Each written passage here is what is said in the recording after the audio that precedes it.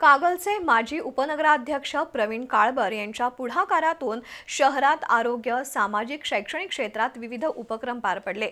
यावेळी आयोजित आरोग्य तपासणी आणि रक्तदान शिबिराला चांगला प्रतिसाद मिळाला। कागलचे माजी उपनगराध्यक्ष प्रवीण काळबर यांच्या वाढदिवसानिमित्त गैबी हॉलमध्ये विविध उपक्रम राबवण्यात आले।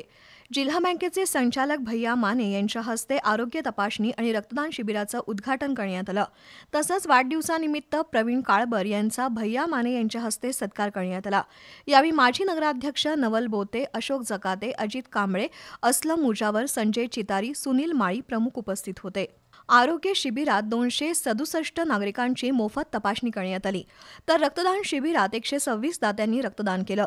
तसंच 101 वृक्षांची लागवड करण्यात आली। गोकुळचे अध्यक्ष नवीद मुश्रीफ, माजी नगराध्यक्ष प्रकाश काडेकर, प्रकाश नाळे यांच्यासह कार्यकर्त्यांनी प्रवीण काळबर यांना शुभेच्छा देण्यासाठी गर्दी केली होती। वैद्यकीय शिक्षण मंत्री हसन मुश्रीफ यांच्यासह जिल्ह्यातील नेते मंडळींनी फोनवरून काळबर यांना शुभेच्छा दिल्या।